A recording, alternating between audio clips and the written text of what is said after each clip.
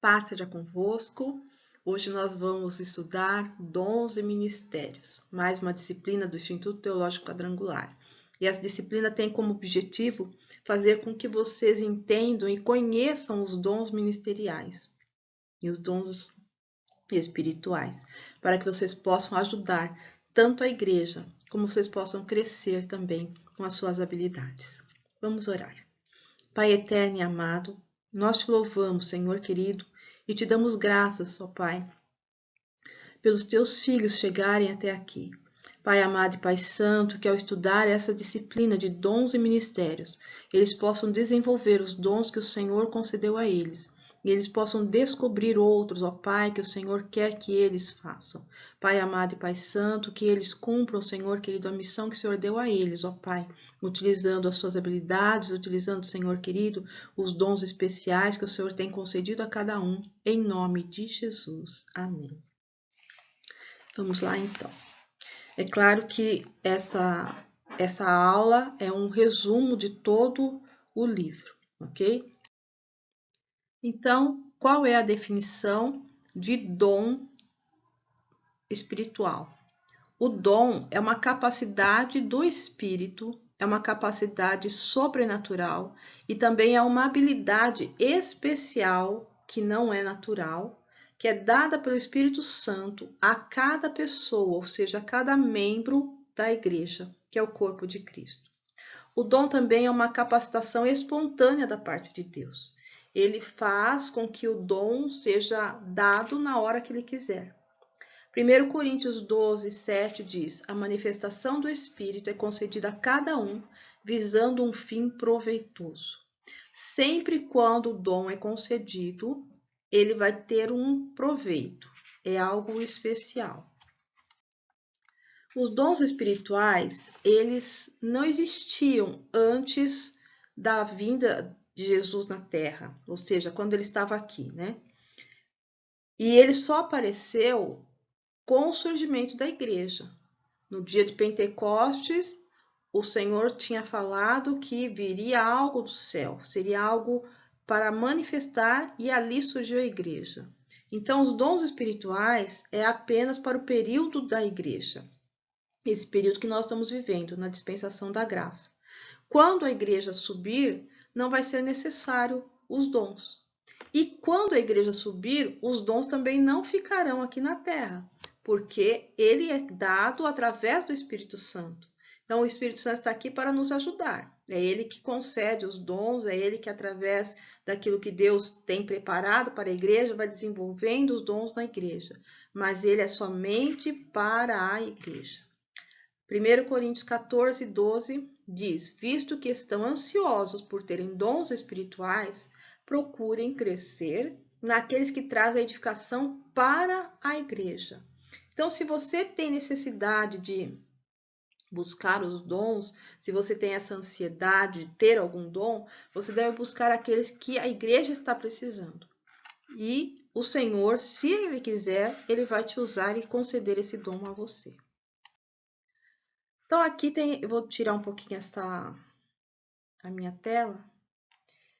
E aqui tem a divisão dos dons espirituais. Então, eles são dons pessoais, são dons ministeriais, os espirituais propriamente dito e os talentos. Todos esses são dons. E cada um deles nós temos referência. Então, os dons pessoais está registrado no capítulo 12 de Romanos, versículo 3 a 8. O que são os dons pessoais? Para quem são e quem dá? Os dons pessoais são concedidos por Deus.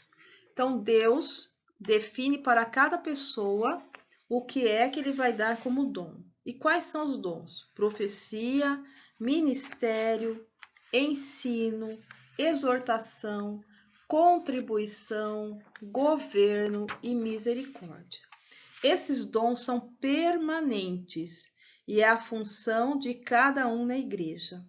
Então, quando Deus dá esse dom para alguém, o dom de ensino, é um dom que ele vai dar permanentemente. Mas para quê? para uma pessoa utilizar ali na igreja. Também o dom de governo, de misericórdia. Os dons ministeriais, está em Efésios 4, do versículo 7 até o 16, e esses são concedidos pelo Senhor Jesus. Aqui, como Deus, ele é trino, é Deus Pai, Deus Filho e Deus Espírito Santo, Deus também atribui atividades e tarefas tanto para Jesus quanto para o Espírito Santo. Tanto que os dons pessoais ele mesmo concede, os dons ministeriais é concedidos por Jesus Cristo e os espirituais pelo Espírito Santo.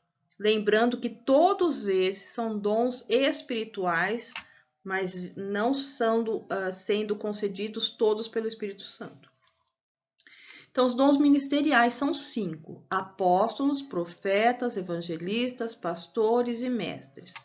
De que forma eles são? Eles são transitórios. O que significa isso? Às vezes eu posso estar exercendo o ministério de pastor.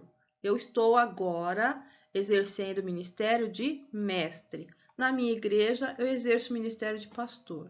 Quando eu estou evangelizando alguém, eu estou exercendo o ministério de evangelista, mas eu também posso se exercer de profeta e de apóstolo. É a vocação para o ministério, então para o chamado. Para o que é que o Senhor Deus está nos chamando? O Senhor nos chama e o Senhor Jesus, então, concede o ministério para nós. Os dons espirituais estão em 1 Coríntios 12, do versículo 1 até o 11, e são concedidos pelo Espírito Santo. Aqui são 9 dons: palavra de sabedoria, de ciência, a fé, dons de curar, operação de milagres, discernimento de espíritos, profecia, variedade de línguas, interpretação de línguas. Esses dons são eventuais e é um instrumento que o Espírito Santo usa. Então, de repente, tem um culto que está necessitando do dom da fé. Então, o Espírito Santo vai derramar esse dom de fé em alguém. Depois, ele pode derramar também o dom de curar e operar milagres. Então, esses 3 aqui, eles estão juntos. Fé, dons de curar e operação de milagres, porque eles precisam, um precisa do outro. E ele pode derramar especificamente num determinado momento. E aí nós temos os talentos, que está registrado em Êxodo, no capítulo 31, versículo 1 ao 6.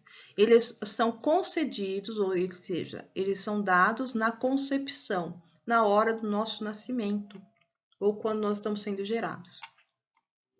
E aqui existem muitos dons: dons de hospitalidade, administração, música, composição, regência, imagem, artesanato, som, habilidades manuais, louvor, dança, idiomas, comunicação, ação social, diaconia, teatro, literatura, fotografia.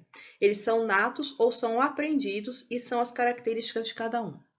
Então, preste atenção aqui que esses dons, esses talentos, ou melhor, muitas vezes são confundidos com ministérios. As pessoas falam assim: eu tenho ministério de música, ou eu faço parte do ministério de louvor.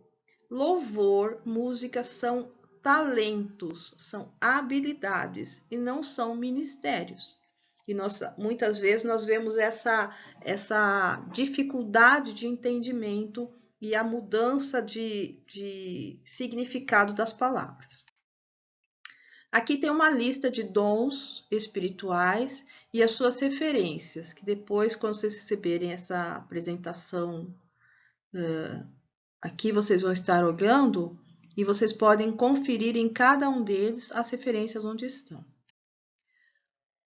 De todos os dons, aqui não está registrado este, mas o maior dom é o amor. E nós podemos dizer que sem o amor, nenhum desses dons seriam possíveis. Vamos ler o que diz essa passagem. Está em 1 Coríntios 13.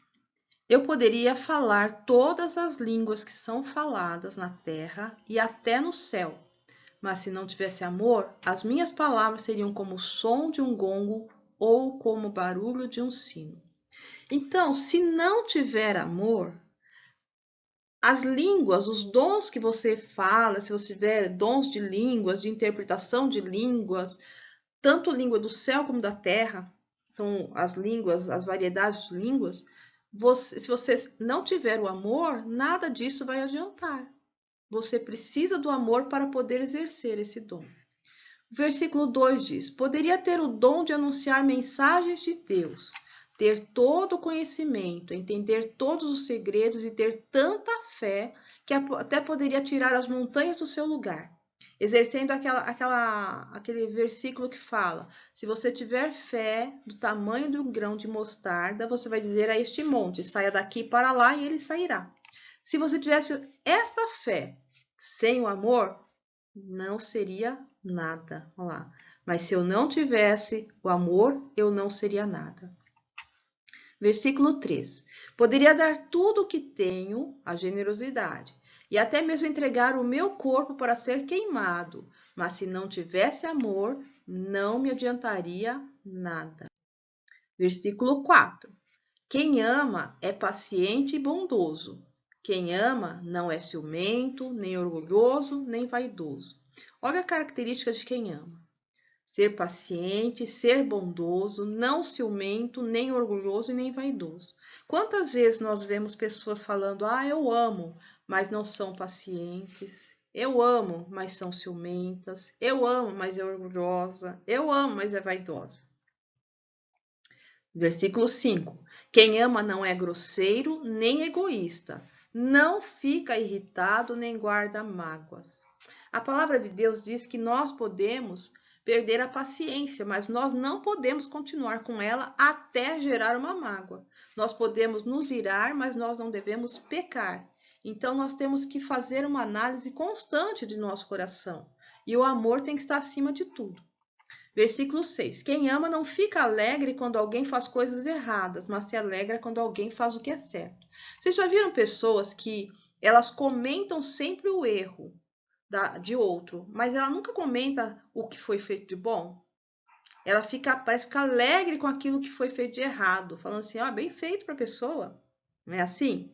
Mas nós temos que olhar para dentro de nós e olhar as pessoas, o que de bom elas estão fazendo, e elogiar e se alegrar com isso. Versículo 7. Quem ama nunca desiste, porém suporta tudo com fé, com esperança e com paciência. Quem ama nunca desiste. Em outras versões diz: o amor tudo suporta. É fácil? Não é fácil. É fácil não desistir? Não é fácil. Mas nós precisamos continuar, porque nós vamos suportar tudo com a fé, com a esperança e com a paciência de que as coisas vão melhorar. Versículo 8. O amor é eterno. Existem mensagens espirituais, porém elas durarão pouco. Existe o dom de falar em línguas estranhas, mas acabará logo. Existe conhecimento, mas também terminará. Pois os nossos dons de conhecimento e as nossas mensagens espirituais são imperfeitos. Mas quando vier o que é perfeito, então o que é imperfeito desaparecerá. Quando eu era criança, falava como criança, sentia como criança e pensava como criança. Agora que sou adulto, parei de agir como criança. O que agora vemos é como uma imagem perfeita num espelho embaçado, mas depois veremos face a face. Agora o meu conhecimento é imperfeito, mas depois conhecerei perfeitamente, assim como sou conhecido por Deus. Nesse trecho, então, que Paulo estava falando, olha, eu tive um crescimento. Eu era criança e eu agia de uma forma. Como adulto agora, eu ajo de outra forma. E para quê? Para que eu possa enxergar as imagens perfeitamente, para que tudo aquilo que estava embaçado na minha vista caia e eu possa ter o pleno conhecimento. Portanto, agora existem três coisas: a fé, a esperança e o amor. Porém, a maior delas é o amor. Então, o que é esse amor? É o amor que eu tenho? É o amor que você tem? Não. O nosso amor de pessoa, é um amor falho. Nós vamos ficar com raiva e nós vamos guardar raiva. Essa raiva pode virar um ódio e nós temos ódio no nosso coração. Nós podemos ficar irritados com alguém e falar mal dessa pessoa. Nós podemos nos alegrar com a desgraça do outro, e isso tudo eu tenho o meu amor. Mas esse amor que é falado em 1 Coríntios é um amor especial. É o amor ágape. Amor ágape é o amor que vem de Deus. Este amor de Deus, sim, é o amor que tudo sofre, tudo crê e tudo suporta. É um amor que jamais acaba. O nosso amor é um amor falho. Por que muitos casamentos acabam? Porque é um amor de homem para mulher, sem o amor de Deus. É um amor humano. O amor humano sempre vai falhar, porque o amor humano, ele vai ficar olhando os defeitos da outra pessoa, mas o amor de Deus não. E aí você pergunta para mim, mas pastora, eu posso ter o amor de Deus? Pode. Você pode pedir para Deus colocar esse amor no seu coração. Numa certa época da minha vida, eu briguei com um amigo meu, ele era muito amigo, e eu comecei a achar que ele não era mais meu amigo. Nós tínhamos uma amizade muito grande, nós brigamos, e aí passou. Só que caiu na minha mão um livro chamado Milagre do Amor Ágape. E aí falava nesse livro do verdadeiro amor, do amor de Deus. E ele dizia, o amor humano vai sempre falhar, mas o amor de Deus não. E eu então parei a leitura daquele livro e falei, Senhor, então coloca esse amor no meu coração. Um amor que tudo sofre, tudo crê, tudo suporta e que não acaba. Então, por pior que a pessoa faça alguma coisa contra mim, eu vou continuar demonstrando o amor para ela. Eu vou continuar amando, não vou deixar que a raiva tome conta de mim, não vou deixar que ódio entre no meu coração, nem que eu fique sem paz com aquela pessoa. E quando eu li aquele livro, eu entendi que o que estava acontecendo era algo espiritual, vindo para quebrar uma amizade. E aí, quando eu encontrei novamente, eu pedi perdão por aquele momento que nós tivemos de discussão, e eu tinha ficado com raiva mesmo, e confessei a minha raiva, confessei a minha falta de amor naquele momento, mas eu falei que Deus tinha tratado meu coração. E a partir daquele momento eu comecei a sentir algo diferente. Então, quando alguém faz ou fala alguma coisa que eu não gosto, ou fala de mim, ou inventa alguma coisa, eu sei que aquela pessoa pode estar sendo usada pelo diabo. Mas eu não vou ficar com raiva dela. Eu vou começar a entendê-la, vou me colocar no lugar dela e pensar por que é que ela falou isso? O que foi que eu fiz que fez com que ela pensasse isso de mim? Então, quando nós fazemos essa análise, nós vamos entender qual é o verdadeiro amor. E Deus então diz que o amor, o maior dom é o dom do amor, porque sem ele, nenhum dos outros dons, por mais que nós tenhamos outros dons, pode ser o dom de profecia, o dom de ministério, o dom de ensino, de exortação, palavra de sabedoria, fé, não vai adiantar nada. Ele fala aqui através de Paulo que se nós não tivermos amor, nada disso vai adiantar. Então, você pode fazer essa oração. E eu quero fazer essa oração com você agora. Feche seus olhos. Coloque a mão no seu coração e fale com o Senhor. Abra o seu coração. Se houver, por um acaso, algum sentimento de raiva, um sentimento de irritação com alguém, mágoa, você vai pedir para o Senhor tirar agora, em nome de Jesus, e colocar o amor dele pelas pessoas. Pai, em nome de Jesus eu oro pelos teus filhos. Senhor querido, se houver alguma raiz de mágoa, de amargura nesses corações, de falta de compreensão, eu lhe peço, Senhor querido, que sejam arrancados agora.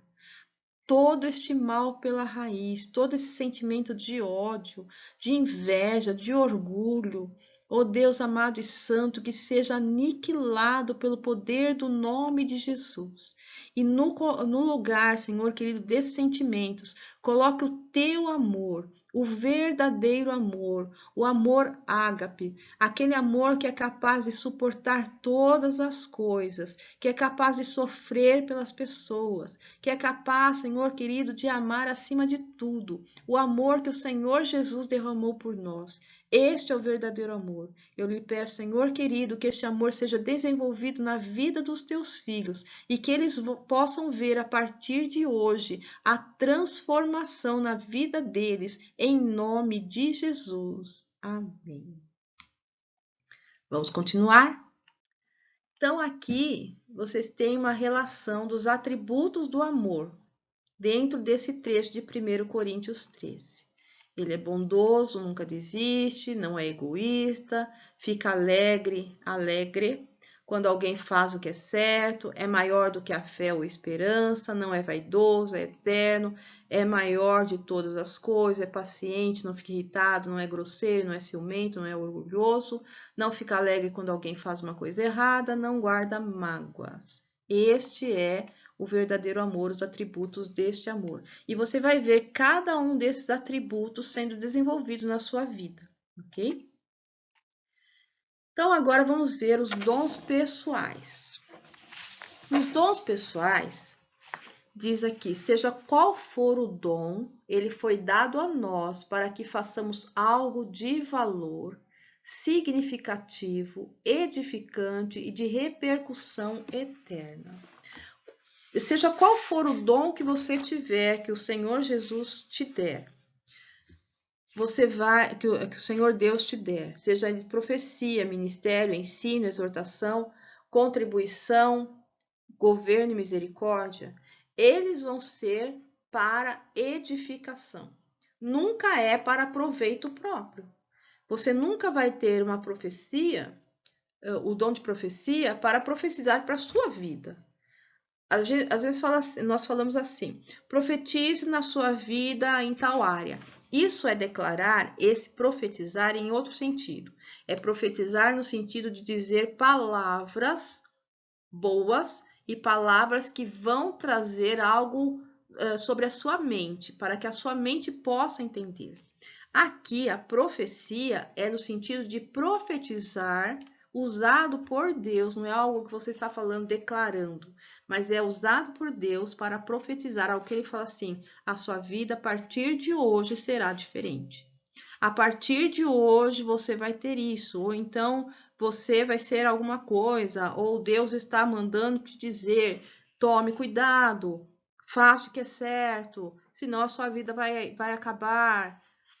Então, são coisas específicas no momento que Deus vai usar alguém ou vai usar você para trazer a profecia, para edificar, geralmente, a igreja, não é pessoa. Então, ele vai edificar a igreja. Essa profecia é dada para a edificação do corpo de Cristo. Olha ali, embaixo, naquele primeiro quadro, diz, é a função de cada um no corpo de Cristo, para a edificação da igreja, ok? Então, descubra o seu dom pessoal. Na página 36 até a 38 tem um testezinho para você fazer. Mas o dom pessoal é aquele que motiva você a agir, falar e viver como cristão. É a atividade espiritual que mais prazer lhe proporciona. Então, quando você olha entre aqueles dons de profecia, ministério, ensino, exortação, contribuição, governo e misericórdia, qual desses você sente alegria quando fala? Poxa, eu sinto alegria quando fala de ensino. Então, você já fica alerta. Bom, esse tá falando alguma coisa no meu coração. Eu fico tremendo, eu sinto um calor, eu sinto algo bom. Então, o que você sente? É a sua reação mais autêntica e espontânea. Quando você está falando disso, como é que você age? Quando você descobre seu dom pessoal, fica sabendo a sua posição, qual é a sua função no corpo de Cristo. E aí não tem problema de você ser chamado para o seu pastor, por exemplo, para fazer alguma coisa, e você vê que esse dom pessoal não está dentro de você. Então você pode dizer um não.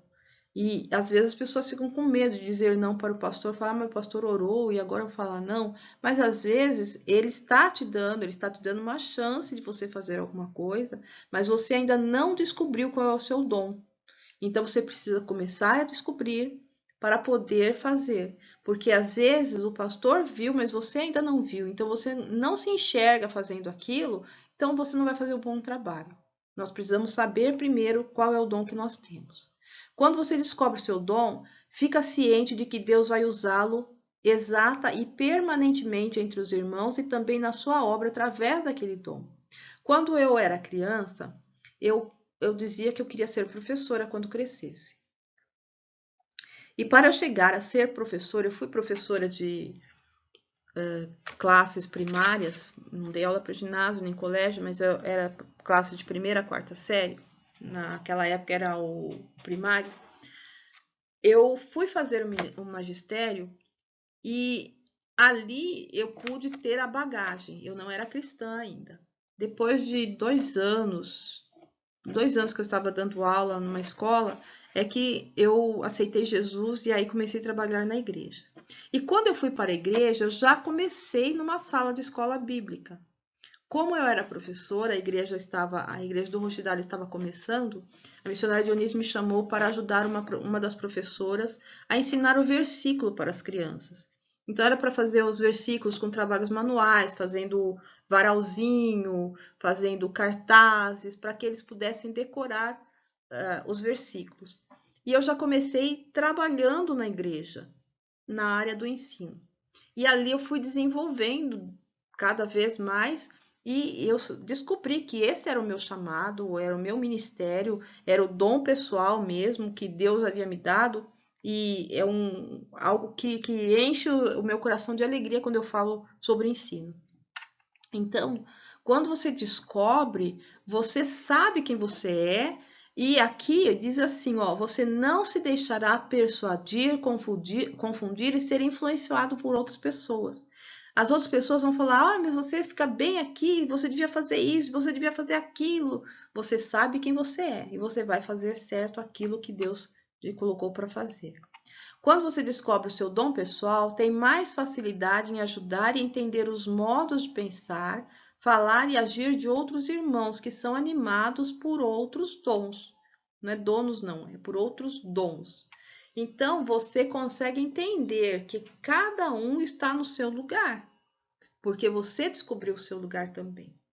E você não deixa que as pessoas fiquem falando, você devia estar fazendo tal coisa. Não, eu não devia, porque eu sei o que eu tenho que fazer.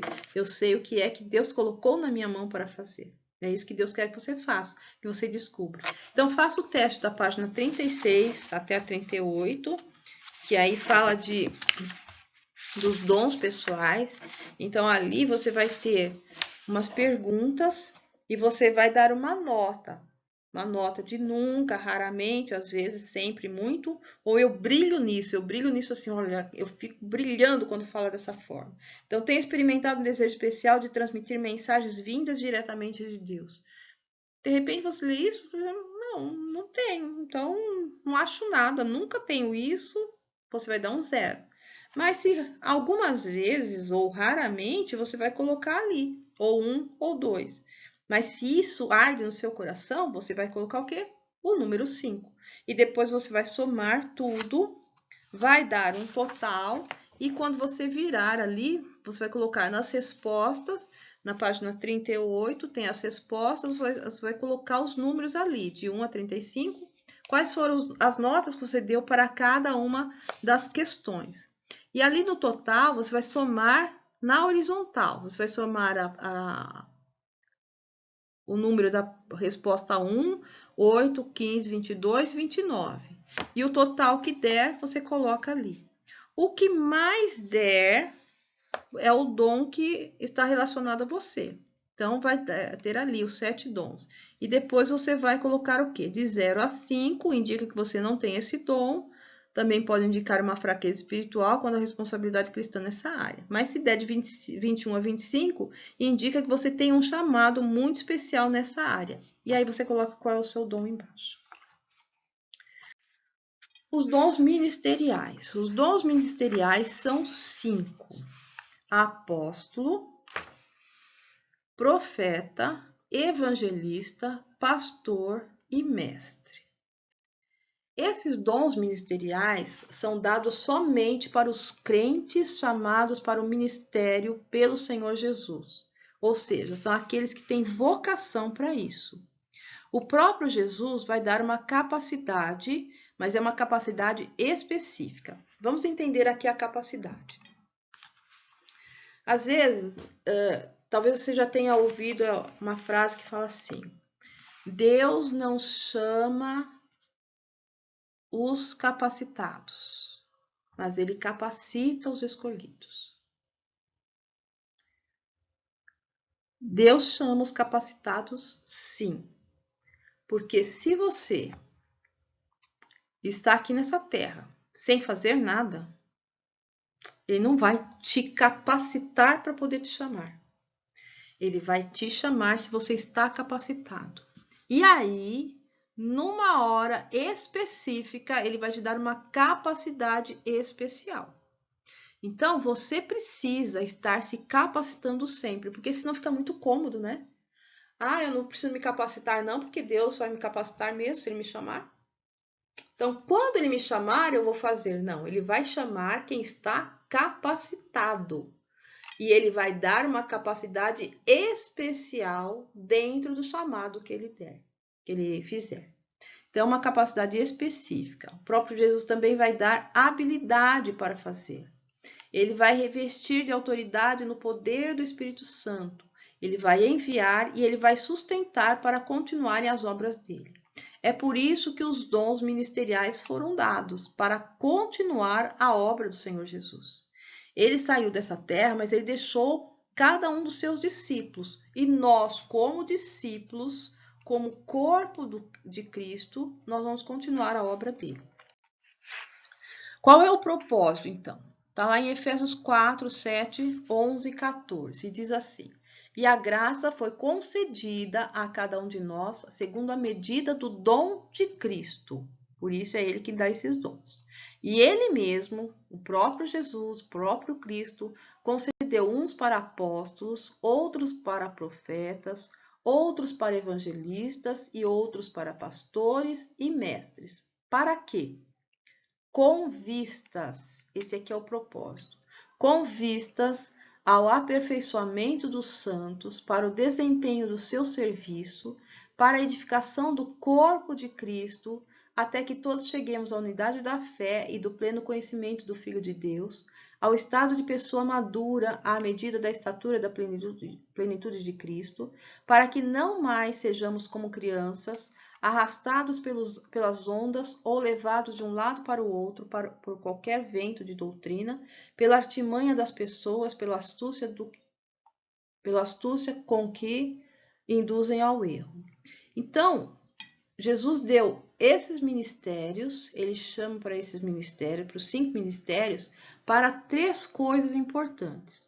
Para aperfeiçoar os santos, para que eles possam desempenhar o seu serviço, para a edificação da igreja e para que não sejamos como crianças, porque as crianças muitas vezes são enganadas.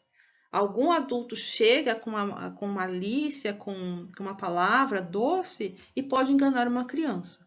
Então, Paulo estava falando aqui aos Efésios que Jesus estava dando esses ministérios, esses dons, para que a igreja fosse edificada.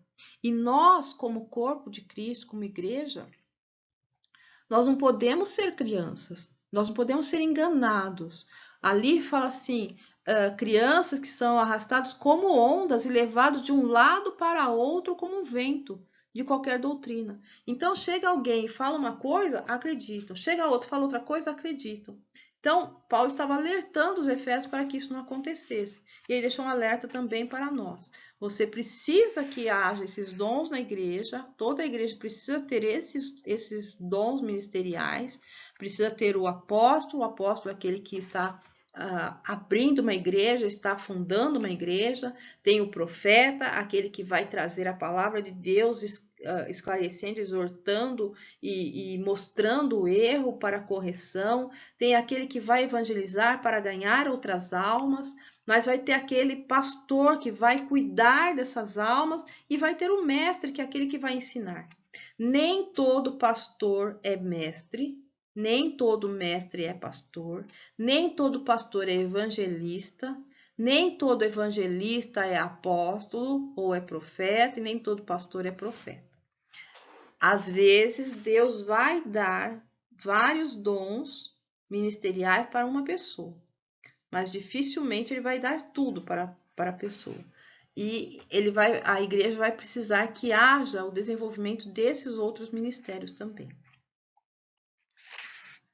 E qual é a função especial daquele que é vocacionado? Se você é vocacionado, você faz parte de um grande projeto de Deus. E este projeto é salvar a humanidade.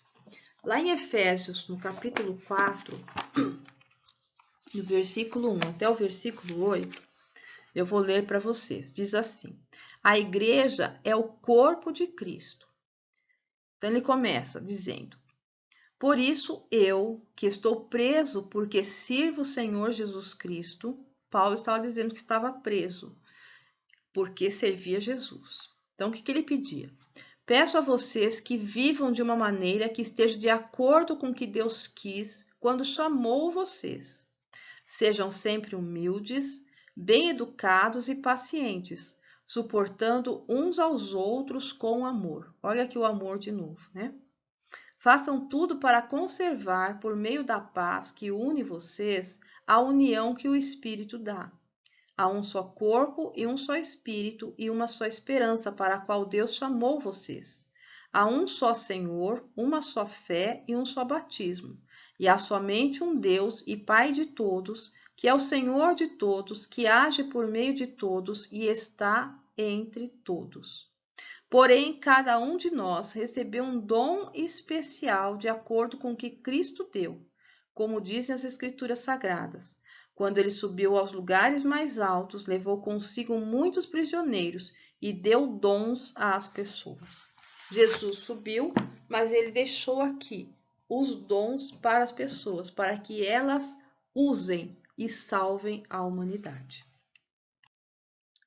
Tem um alerta aí no livro de vocês que diz assim: atenção! A busca pelo preparo ministerial em uma escola teológica não substitui o acompanhamento e o mentoreamento pastoral ao seminarista. Por que tem esse alerta? Porque muitas vezes as pessoas, porque estão no seminário teológico, estão estudando a Bíblia, estão fazendo um curso preparatório para o ministério, acham que não precisam de acompanhamento mais de pastor. Que ele, só estudando ali, ele está pronto para fazer aquilo que tem que ser feito, para ir abrir uma igreja, para ir comandar um rebanho, e não é assim que funciona. Todos nós, quando estamos aprendendo, quando estamos no seminário, nós precisamos de um acompanhamento do nosso pastor. Que pastor é esse? O seu pastor titular, o pastor da sua igreja. Você está afiliado a uma igreja, você tem um pastor e ele é o seu pastor. Aqui no Instituto Teológico, você vai ter aula com vários pastores, mas eles não são o seu pastor. O seu pastor é que está ali dia a dia com você, está sabendo onde você precisa se corrigir. E não é porque você está aprendendo coisas aqui no seminário, no Instituto Teológico, que você vai chegar na sua igreja e falar: não, pastor, não é assim. Você está aprendendo. O seu pastor já passou por isso aqui. Claro que às vezes você vai ter um outro entendimento, porque você está com as ideias mais frescas, e você vai achar muitas vezes que o seu pastor está ultrapassado. Mas ele é o seu pastor. É ele quem comanda a igreja, é ele que é o anjo da igreja. Você só está aqui para se preparar para ser um auxiliar para ele. Quando ele te mandou para cá é porque ele confiava em você, que você estava se preparando para ser um auxiliar dele. Então, você pode ser auxiliar em várias áreas, mas você não é o pastor da igreja. Você ainda precisa de acompanhamento, precisa de mentoreamento. O que é mentoreamento? Quando você tem um mentor, o mentor está passando as ideias dele para a sua cabeça, para a sua mente, mostrando as coisas como elas são. Nem tudo que você sabe, você está vendo completamente o quadro. Você está vendo um pedacinho aqui do quadro. Você não vê o quadro todo. O seu pastor está ali para ver o quadro todo, porque ele é o anjo da igreja e Deus fala com ele, ok? Então, aqui existem algumas áreas de exigências para aquele que é vocacionado. Ele precisa ser qualificado em pelo menos essas 6 áreas. Então, primeiro na área espiritual. Primeira coisa, ele precisa nascer de novo. O que é nascer de novo? É aquele que é batizado nas águas, que ele já está convertido. Ele, para ser vocacionado para o ministério, que é o ministério de apóstolo, de profeta, de pastor, de evangelista, de mestre, ele precisa nascer de novo. Ele não pode ser soberbo. O que é o soberbo? Ah, agora eu sou a pastora do ensino, por exemplo. Eu trabalho na Igreja Quadrangular, na região de Osasco, na área do ensino. E eu sou a coordenadora regional, tanto da área da escola bíblica, tanto quanto do ITQ também, porque eu sou a diretora. Então, tudo aquilo que é de área de ensino, eu é que faço uma grade, eu é que preparo, eu que vejo os temas que vão ser estudados. Então, por causa disso, eu vou achar que eu sou a tal. Eu estou sendo o quê? Soberba.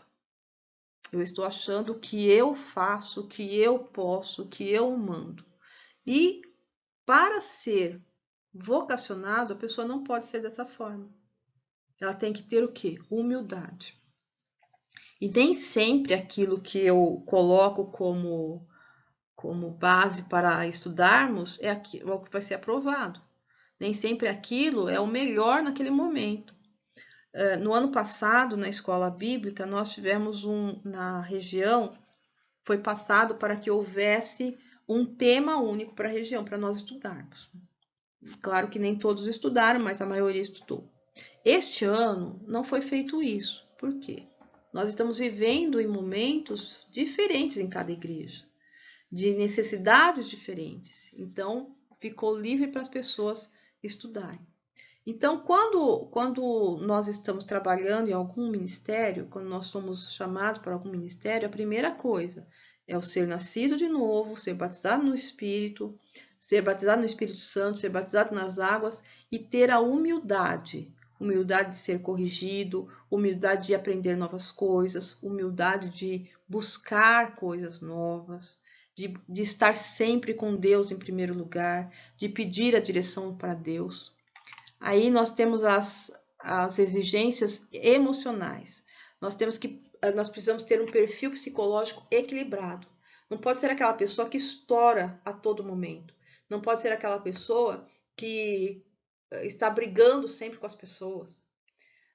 As exigências morais, ser exemplo dos fiéis, não causando vergonha. Paulo fala para Timóteo, Timóteo, seja exemplo dos fiéis. Seja exemplo. Olhe como é a sua vida, ande no caminho certo. As exigências sociais, estar preparado para participar de eventos sociais ou solene. E aí nós precisamos dominar regras de etiqueta, da ética social, também para orientar as pessoas do rebanho, ou seja, as pessoas da igreja. O que significa isso? Ah, pastor, então agora eu tenho que estudar etiqueta? Antigamente nós tínhamos uma matéria no Instituto Teológico que era a etiqueta. E ali nós ensinávamos como se comportar numa mesa, como se portar, como pegar os talheres, como pegar o copo, como comer, como tirar a mesa. Tudo isso nós explicávamos. Por quê? Às vezes você vai ser convidado, se você estiver pastoreando uma igreja, se Deus te chamar para isso, ou se você for um professor, um mestre que vai estar num evento, ou se você for um evangelista que vai ser chamado para alguma palestra, para algum evento de evangelismo. Então, para tudo isso, você vai estar com pessoas. E muitas vezes as pessoas não aprenderam isso em casa, não aprenderam como se portar diante de outras pessoas, que não que elas sejam mais importantes, não que sejam diferentes. Todos nós diante de Deus somos iguais. Mas existe a educação que é dada para cada um, a cultura que cada um tem, como foi o seu comportamento desde criança. E às vezes você vai se deparar com pessoas que elas não sabem se sentar à mesa para comer, porque na casa dela cada um come num canto. Talvez nem na casa dela tenha mesa. Talvez não tenha talheres, todo mundo come com colher. E aí você precisa ensinar essas pessoas que são da sua igreja. De que forma? Ensinando com amor, ensinando com sabedoria, mas para isso você precisa saber também. Então, se você não sabe se portar, se você não teve uma educação dessa forma, você precisa procurar aprender. Você precisa procurar saber pelo menos o básico, para você não se sentir menosprezado, não se sentir envergonhado quando estiver na presença de pessoas que saibam fazer isso. Às vezes, para comer num restaurante, por exemplo, quando vai em eventos, em congressos, em seminários, e existe ali o serviço de alimentação. Então, as pessoas enchem o prato, parece que está com medo de acabar a comida. O que é isso? É falta de educação. Ela não tem uma educação para se comportar. Você pode comer, você pode pegar pouco, se você quiser mais, você volta e pega. Mas às vezes as pessoas pegam aquele monte de comida e não comem tudo e largam ali. Você já viu em restaurantes que eles colocam ali, se você jogar a comida fora, pegue o que você vai comer. Se você deixar no prato, você tem que pagar outra quantia. Então, por quê? Porque existe um desperdício muito grande de comida no Brasil. E as pessoas, muitas vezes, elas fazem isso porque elas têm algum trauma interior. E tudo isso nós precisamos descobrir e falar com as pessoas, ensinar. Mas para isso nós precisamos aprender também. Aí tem as exigências intelectuais, é o estar sempre se atualizando. E se você está estudando agora, não pare de estudar. Não tem mais volta. Você começou a estudar, você vai continuar estudando. O que você vai aprender aqui no Instituto Teológico durante esse ano não vai ser suficiente para você continuar a sua caminhada. Você precisa continuar lendo livros, você precisa continuar estudando, buscando mais conhecimentos. E as exigências experimentais é o que você vai ter de experiência na sua igreja local. Quando você está na sua igreja, você tem alguma coisa que pode fazer ali. Você pode ajudar o seu pastor, ajudar a sua pastora. O que é? Onde é? Qual é o seu dom ministerial, então? Aí, para o seu dom ministerial, tem o teste na página 56 e 57. Da mesma forma que o outro, você vai dar notas de nunca, frequentemente, raramente, muito, às vezes eu brigo nisso, da mesma forma. E vai transcrever depois para o quadrinho a pontuação e ali vai dar a relação dos dons novamente. Só que agora são os dons de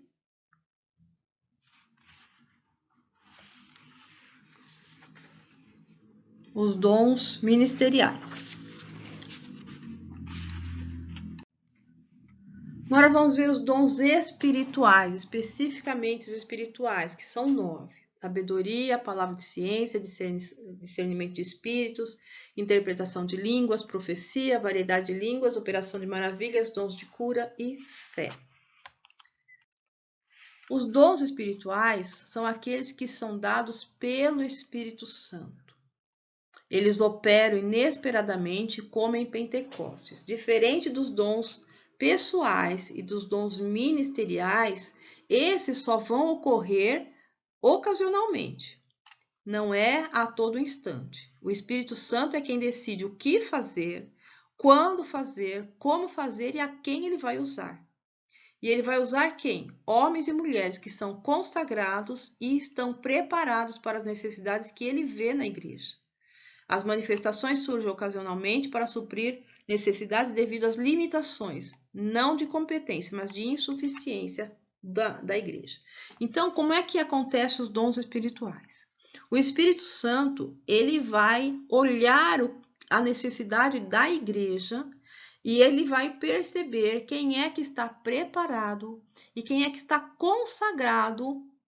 Esse consagrado, assim, está se dedicando a Deus para poder receber, para ser usado.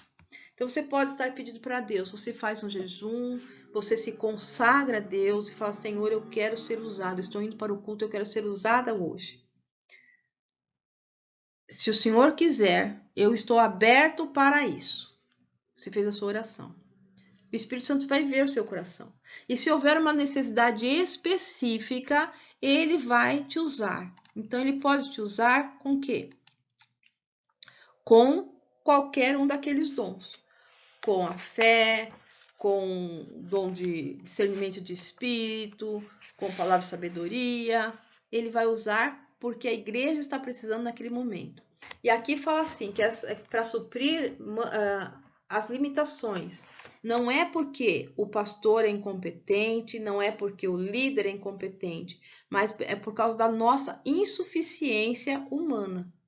Porque nós somos insuficientes para ter aquela fé necessária para operar maravilha. Então, ele dá esse dom específico. É uma fé sobrenatural. E aí a coisa acontece ali na hora. O milagre acontece na hora. Então, os dons espirituais, eles são divididos em três categorias. O dom de elocução. O que é dom de elocução? São os dons que são usados para falar. Nós usamos as cordas vocais para isso, nós usamos os órgãos humanos e a fala praticamente. Então, tem a profecia, a variedade de línguas e a interpretação de línguas. Depois tem os dons de revelação. Os dons de revelação é quando ocorre uma revelação da parte do Espírito Santo. Então, é algo que vem abrindo os nossos olhos. Então, tem uma palavra de sabedoria, tem a palavra de ciência e o discernimento de espírito. E tem os dons de poder, que também são conhecidos como dons práticos, quando relacionados aos ministérios, né? São práticos, como o apóstolo e o evangelista. Então, é o dom de fé, curas e milagres. Isso está na sua apostila, na página 68 e 69. E aí nós vamos para os talentos. O que são talentos? São habilidades naturais que Deus, o Criador, nos concedeu no momento da nossa concepção, que será expresso após o nosso nascimento. Então, os talentos, eles não vão aparecendo, mas eles já nascem conosco. Cada um de nós temos um talento. Talvez você não descobriu ainda o seu, mas você tem um talento. E aí, esse talento, o que é? É a sua especialidade. É também as suas melhores habilidades. É aquilo que você sabe fazer como ninguém. Tem gente que sabe fazer bolo e faz o bolo que ninguém sabe fazer. Você pode ter a mesma receita, mas não sai. É um talento que a pessoa tem. Aquilo que lhe rende elogios. Você faz alguma coisa e é muito elogiado. É um talento seu. Está relacionado à missão de Deus para a sua vida neste mundo. Vamos parar aqui um pouquinho. Nenhum talento que Deus te dá é para seu uso exclusivo. Ele é um presente de Deus para você, é o seu potencial, mas é para você desenvolver e estar relacionado na missão que Deus colocou para você. Cada um de nós nascemos com uma missão neste mundo. E quando nós não sabemos a missão, nós precisamos descobrir. O talento, aquilo que você sabe fazer, está relacionado à sua missão. Quando eu descobri que o meu talento já era um talento eu dar aula, e eu fui desenvolvendo mais, fui aperfeiçoando a forma de dar aula, eu descobri que isso era o meu ministério, era a minha vocação. Então, eu entendi a missão que Deus queria. O meu ensino, o que eu ensino para as pessoas, é para que elas transformem as suas vidas e que elas sejam pessoas melhores. Então, eu descobri que o meu talento, que a minha vocação, estava relacionada com aquilo que Deus queria de mim. Então, não adianta eu querer fazer algo que outra pessoa está fazendo. Cantar, eu já participei na função de louvor na igreja, no departamento de louvor, e foi por um período. Não era para sempre. E eu sabia que não era para sempre. Mas eu saí no tempo certo. Eu até quis sair antes do tempo de Deus. Mas Deus falou para mim uma coisa. Eu estava orando e falando: Deus, eu não quero mais ficar no louvor da igreja, não quero mais cantar, eu quero sair. Eu estava chateada com algumas coisas, eu queria sair. E estava orando, eu e Deus. E nessa época eu morava do lado da minha tia, e minha tia e minha mãe oravam todos os dias juntas, pela manhã. E um dia a minha tia não me via, dificilmente me via, porque eu trabalhava fora, e ela falou para minha mãe me dar um recado. Que Deus tinha falado para ela que se eu quisesse largar o louvor, se eu quisesse largar alguma coisa, Deus ia me tirar o resto.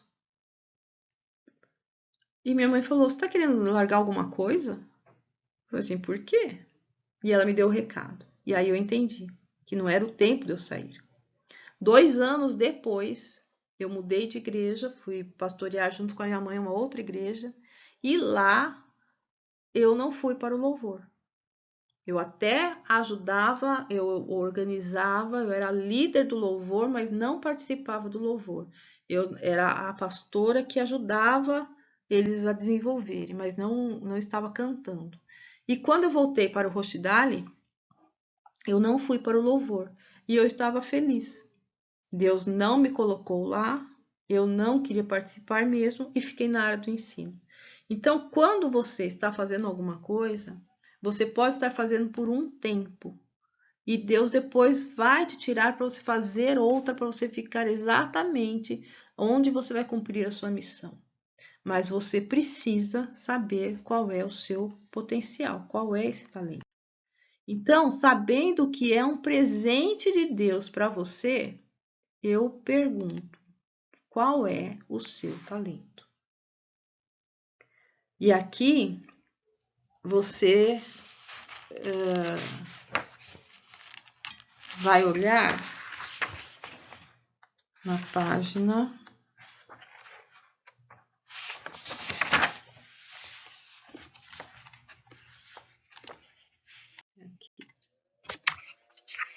mais pro finalzinho, na página 89, fala dos talentos. Então, os talentos, eles podem ser na sua vida frutos eternos. De que forma? Quando você usa o seu talento para a glória de Deus. Quando você não usa o seu talento para o seu bem-estar.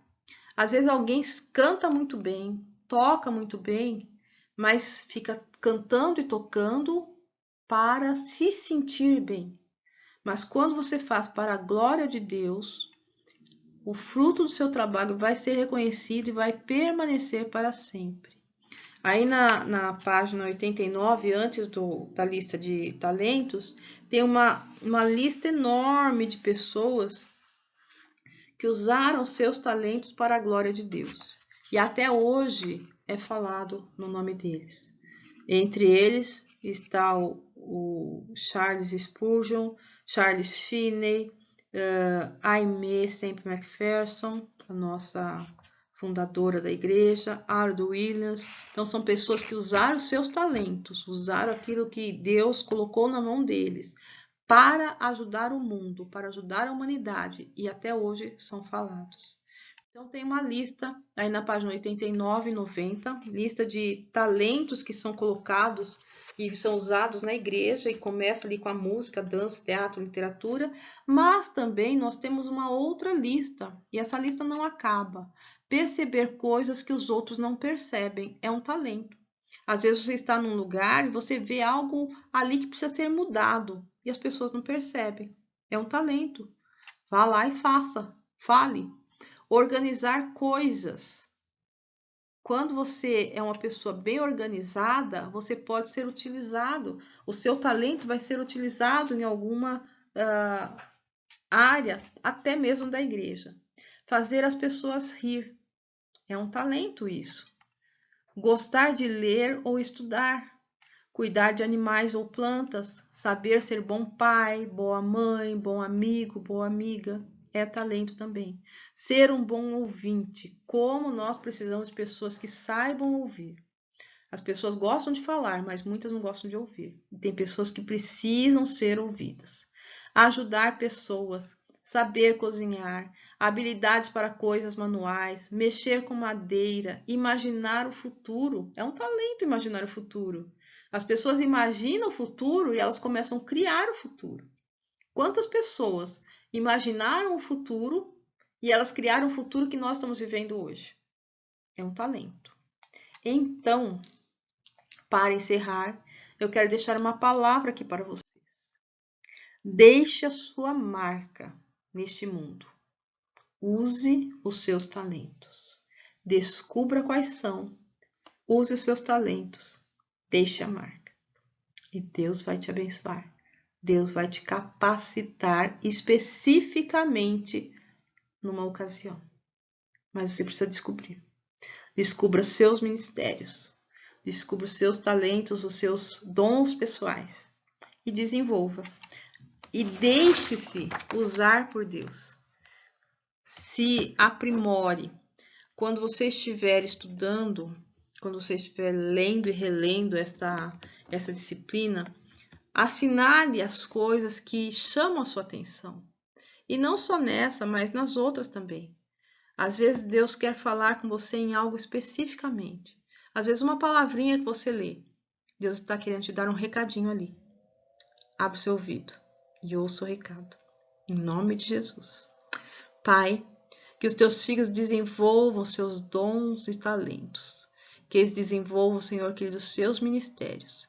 E que aquilo que eles fizerem, Senhor querido, como missão nesta terra, seja algo que seja um fruto que permanece. E que eles sejam lembrados, ó Pai querido, para sempre, em nome de Jesus. Deus abençoe você.